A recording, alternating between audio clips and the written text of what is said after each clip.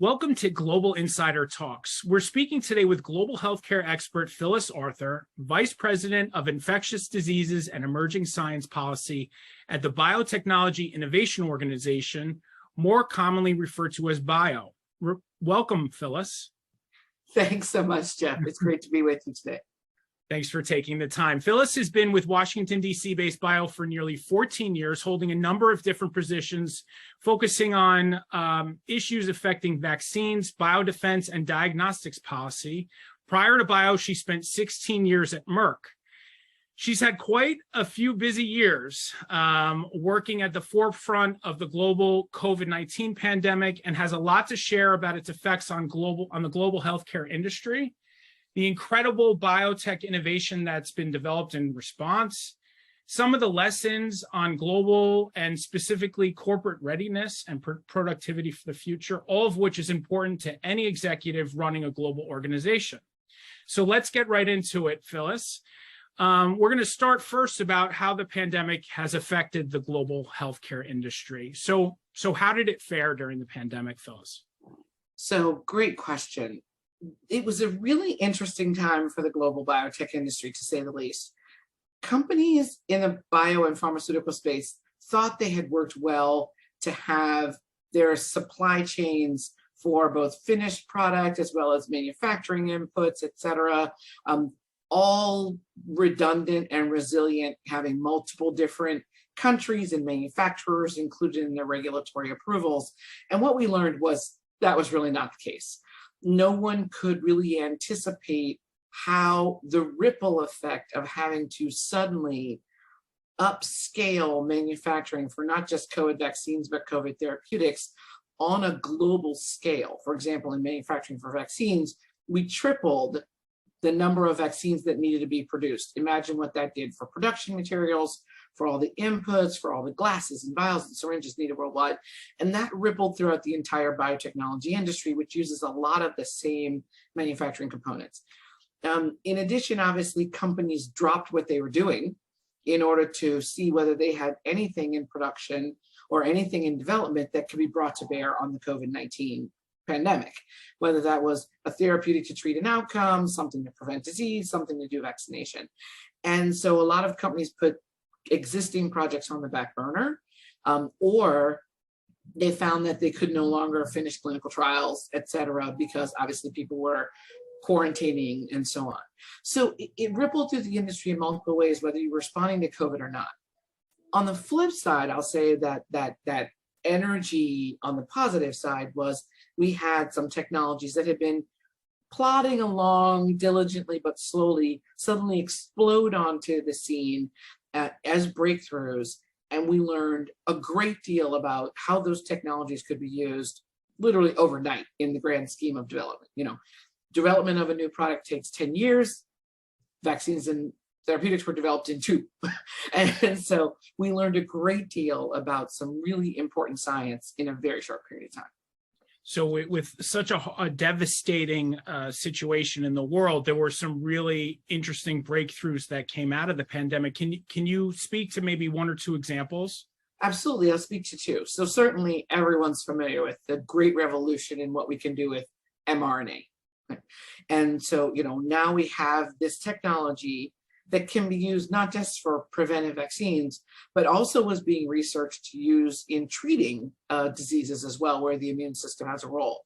So the way those technologies now are out there, many companies coming to, investing in that technology, its speed, its consistency, the new manufacturing investment in it worldwide could bring many new innovations to come, not just in vaccines, but in what we call immunotherapeutics. Secondly, the revolution in what we do with monoclonal antibodies.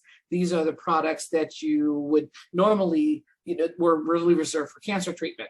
And now we're seeing how important they are for treating infectious diseases, but also a revolution in how they're given. Before you had to lay in a chair for 30 to 45 minutes. Now they're making them into a shot. You get 2 shots and you leave. The innovation needed to suddenly use this technology in a much more rapid way is really important. And I'll point to one more. the idea of diagnostics that you can use at home. I've been in the space 20 some odd years. You've got up to 16 and the 14, yikes. And really, we all had always wanted at-home diagnostics where people can say, I feel sick. Do I have the flu? Do I have COVID? Now we're all used to that. We're used to taking a swab at home and getting results. That revolutionizes the ability to have much more rapid analysis of what infectious disease someone may be carrying and make the right actions. So in all three spaces in health, we've made drastic improvements. At a much quicker rate than much quicker. It really shows what government and industry partnering together on a very specific set of goals can do.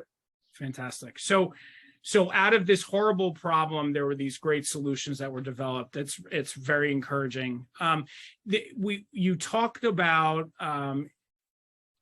innovation, right? And how important innovations, particularly in biotech, contributed to solving a problem.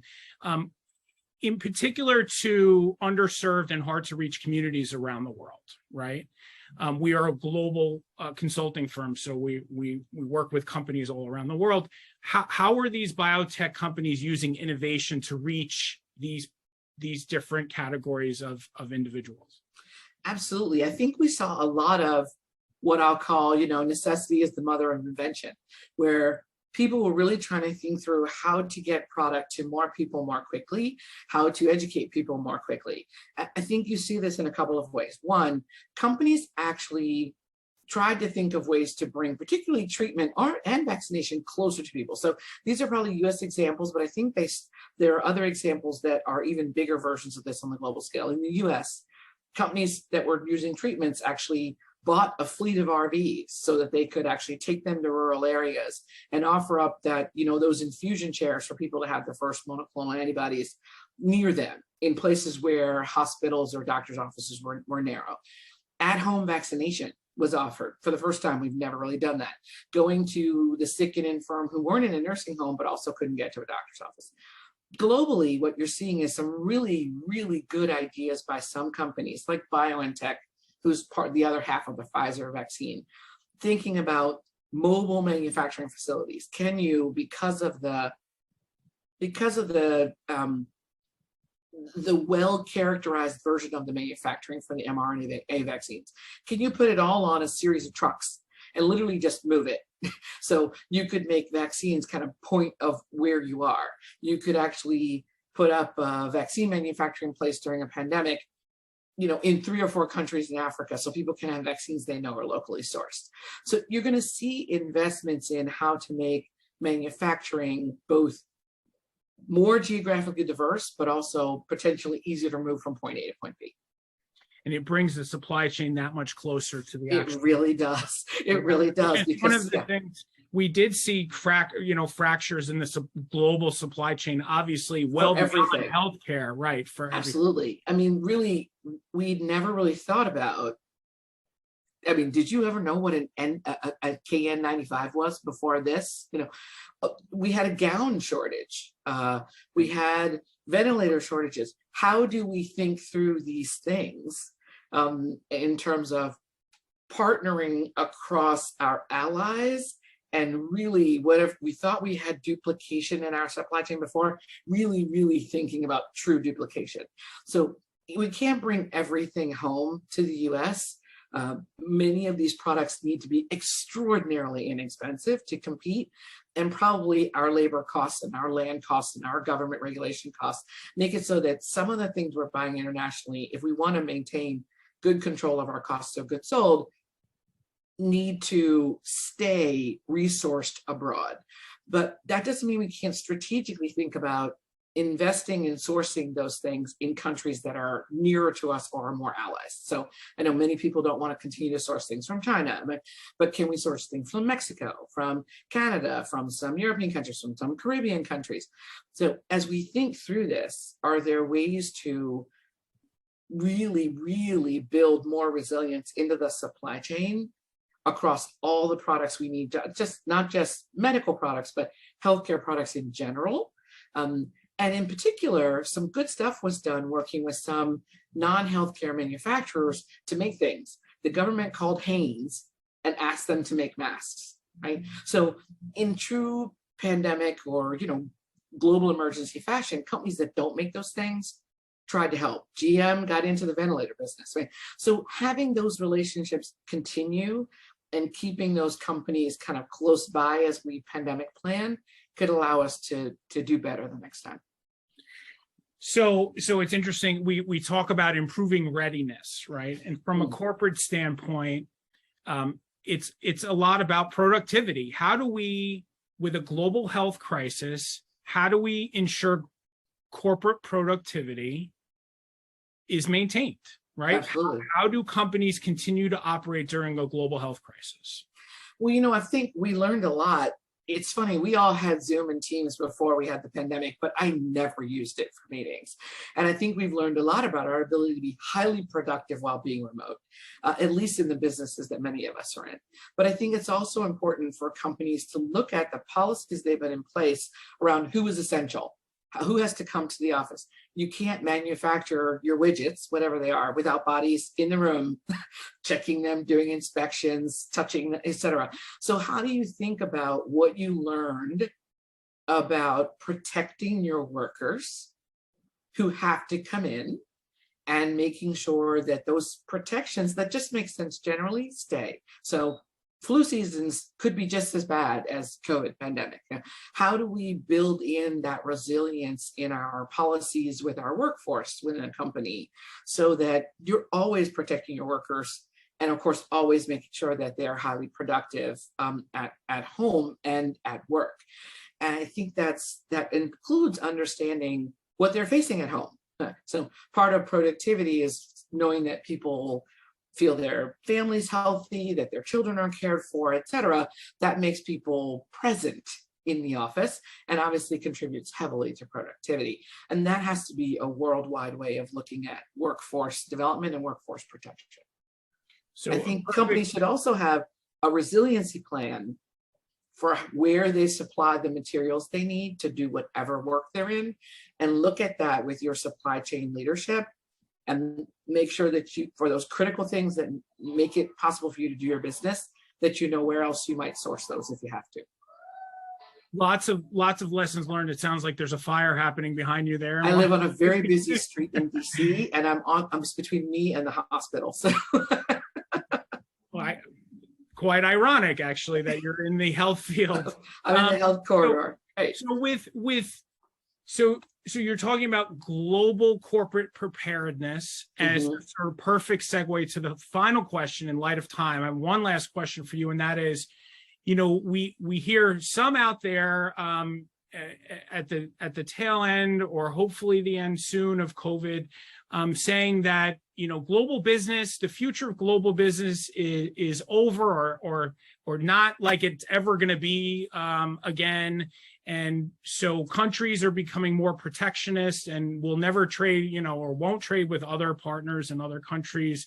I can't imagine you agree with this, but what's your response to something like that? In actuality, I think global trade is more important than ever.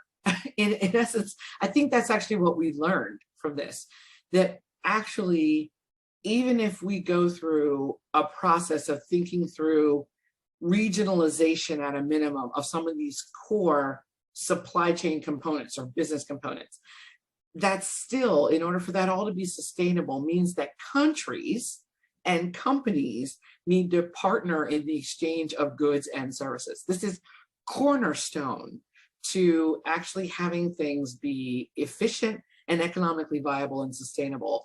No one country can actually support what would be the best economically viable approach to something. In actuality, the globalization of our business makes everything economically more viable and more efficient and drives actual better cost of acquisition of whether it's inputs in between or inputs of finished goods. This is what makes that, having that whole global marketplace at your disposal and building to that as a company is what actually makes products affordable for people. If you really want to serve low and middle income country needs, for example, thinking through a process where we take some of the activities of the supply chain and move them there, but then encourage their participation in the global supply chain as part of that is a way to actually drive economic development. Like, if they're trying to make products only for themselves, will fail because it's not enough to sustain the work, particularly in my environment where learning how to do the thing routinely and make it for a large market is what makes you better at it. So instead, it's about engaging all the suppliers in an overall global supply chain such that the whole marketplace rises and everyone's participating in it. Phyllis, thank you very much. That was a phenomenal response to my final question. I want to thank you very much, Phyllis, for speaking with me and for your support of Factum Global. Absolutely. For more information on Factum Global, our Global Insider Talks video series, and to sign up for our Global Insider newsletter, visit factumglobal.com. Thank you. Thank you, Jeff.